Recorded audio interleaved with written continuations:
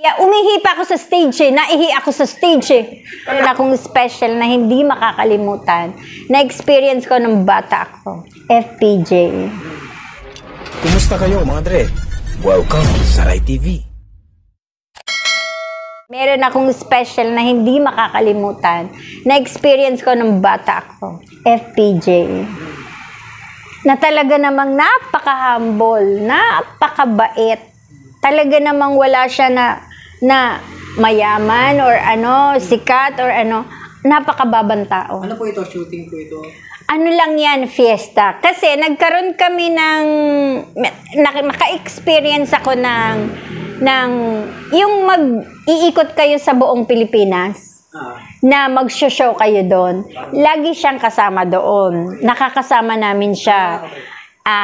Christopher De Leon. Mga veterana ngayon Christopher De Leon, sila, anong pangalan nito? Mga dati pa, Miss Aruba, yes. Yung mga ganyan, tapos Elizabeth Oropesa, lahat ng veterano. Oo, malalaki talaga. Okay. So, ako lang ang bata, lahat naman sila, may edad na, lahat sila, mga dalaga, mga ganon. So, ako nagiging laruan. Diba? Ako ang baby ng lahat. Oo. Ting magkikita, may pasalubong, may ganyan. Pero si FPJ talaga, once na makita niya ako, kalong. Dito ka lang. Huwag ka alis dito. Oo. Hanggat hindi pa niya set, hindi pa siya sasampa, hindi pa, dito lang. Tapos kwentuhan sila ng mga daddy ko, ng Victory Sullivan, mga kasama na, dito ka lang. Huwag ka aalis. Oo. Napaka talaga. Ay, kung sa swerte, lahat siguro ng mga artista na veteranong talaga namang nakasama ko lahat. Ang problema ko lang talagang kinalungkot ko nung binagyo kami. Lahat ng memory, lahat ng album, pati yung album namin ng kanta, pati mga plaka, yung mga picture namin ng daddy. Dito na po ba kayo? Hindi, Kalokan pa. Okay. Di ba alam niyo naman yung Ondoy? Ang sinapit namin isang ganito talaga tubig. And isa pang hindi ko makakalimutan, yung pag-show every year, Christmas, New Year, nandiyan po ako sa Muntinlupa. Nag-show ako diyan. Taon-taon. Taon-taon yan, walang palya. Hanggang age ko ng 13, lagi kaming nandiyan nagpapasaya ng mga preso. Christmas po ito? Christmas, basta kahit anong event, hindi mawawala na meron kaming schedule sa Muntinlupa. Pag uwi ko ng bahay, punong-puno ang sasakyan ko ng mga regalo ng mga presong may nakapangalan Baby Jane, our little Baby Jane. Lahat, lalagyan ng mga kung ano-anong alahas daw, lalagyan ng laruan, tapos napakalaking barko na talagang ginagawa sa Muntinlupa. Yung talagang sasabi mo yung mga nasa bote. Opo. Lahat yan, talagang before kami pumunta doon, ginagawa na nila yan. Talagang may pangalan ko, Baby Jane, Little Baby Jane. Yung souvenir na Oo, yung mga souvenir na ginagawa nila. Tapos meron din akong na-receive na napakalaking barko, as in talagang napakalaking barko na ang nakalagay, Tarzan and Baby Jane, we love you, ganyan-ganyan. Nakaka-touch talaga na talagang support sila sa'yo kahit na ganun ang buhay nila doon. Every year yun. Tapos pag kumanta na ako ng single ko noon na Aking Ina, pag kinanta ko na yun, makikita mo naman talaga, himbis na hindi ako umiyak, naiiyak ako, naawa ako sa kanila. Umiiyak silang lahat. Hanggang sa naranasan ko pa one time, nag-riot. Natsempohan kong may riot. Ay, sabi ko sa'yo, doon ko siguro yung pinakamalaking takot ko as bata.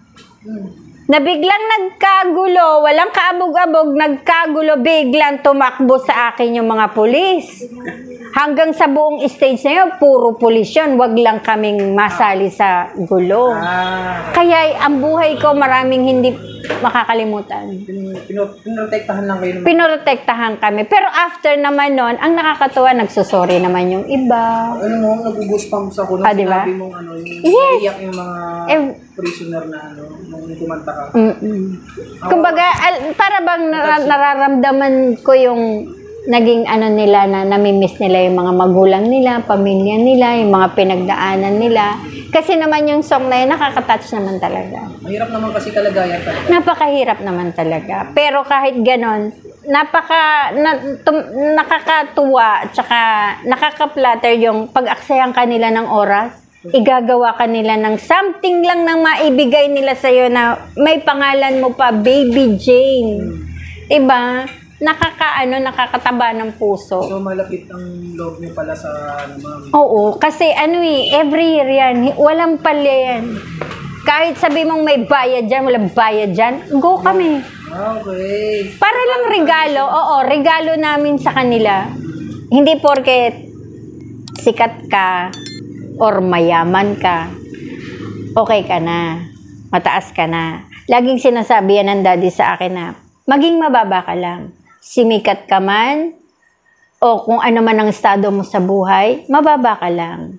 Pantay-pantay lang. Hindi ka pwedeng magyabang, hindi ka pwedeng mag-arte, hindi ka pwedeng magselan. Paa sa lupa, no? Oo. Nakaapak ka pa rin sa lupa. Yan ang lagi niya sinasabi. Kasi syempre, bata ako noon, di ba? Merong time na talagang antok na antok ka, may toyo ka, di ba? Ay, ayaw ng daddy yan.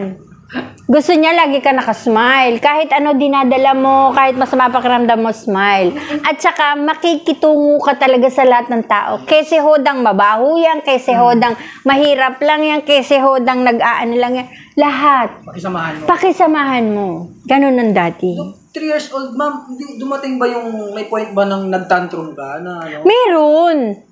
Hindi ko nga ikahihiya. Umihi pa ako sa stage eh. Naihi ako sa stage eh. Honest. Naihi ako.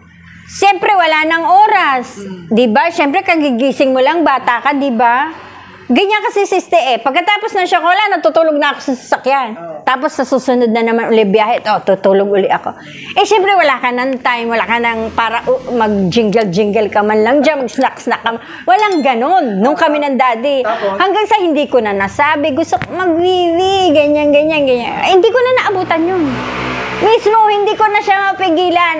Sabi ko sa'yo, tugtog, bumabahang gano'n, umaagos ang tubig. Totoo yan. Talaga? Oo, lalo na sa opera. Sa gala. Naanuhan ko yan. Sabi ko sa'yo, syempre, may duyan pa nga daw ako noon eh. O di syempre, pagkuha sa'yo sa duyan, binihisan ka na, diretso ka na, ayan na. Pinakilala ka na. Hindi na ako. Sabi ko nga sa'yo, nagpipiano, umaagos sa gano'n yung tubig eh. Siyempre, ang lola mo naman, deadma. Kanta lang ang lola mo. Bata eh. Deadma lang, ganyan. Pero hindi naman ako pinapagalitan. Pero tatawanan lang nila ako. Bata eh. Ang bata eh, di ba? Di ba? Masasabi mo ba yon? Mapipigil mo ba yon? Bata ka eh. Kung tayo nga may edad na, hindi mo mapigil eh. Matawa naman yung revelation. Totoo yan. Sa'yo ko nga lang kinamento yan eh. Totoo lang. Buti na tanong ko, no? Totoo yan. Kung may offer sa inyo, sa showbiz. Welcome na welcome po. Singing, mga ganon. Ay, okay naman po. Hanggang ngayon naman pag may nag-i-invite sa akin na party, ganyan, mga fiesta, umaano pa rin ako. Umaarte pa rin. Umaarte pa rin, ganyan, kumakanta pa rin. Napaka-bless sa akin yan pagka nagkaroon ulit tayo ng isa pang pagkakataon na mag-movie uli or mag-singing ka rin uli, mag-TV pa rin uli. Tanggap natin. Yes. Tsaka, yan talaga binili ng daddy. Maraming salamat po sa inyong lahat. Lalong-lalo na po yung sumusuporta sa Rai TV. Ayan. Nakakataba po ng puso dahil hanggang ngayon, hindi nyo pa rin po kami nakakalimutan ng Daddy Tarzan ko. Maraming salamat po. And please, support nyo po. More si Rai TV. Ayan. Thank you. Si Rai TV ang bahala. Kay Rai TV magtiwala. Lahat ng trivia niya'y pasok, hahanap-hanapin talaga. Wala kang magawa, pumunta ka na sa channel niya. Rai TV, Rai TV. Iba-iba ang mga kwentong nandirito, masasabi mong hindi imbento. Siguradong mawiwili ka sa kada nood ng aking palabas. Tanggalin natin kung ikaw man ay nababagot. kesa magmukmok sa gilid. Manood at makinig, sama mo ang mga kakilala mo at tropa, sama-samang panoorin ang mga istorya. Huwag kalimutan mag-subscribe. Paalam.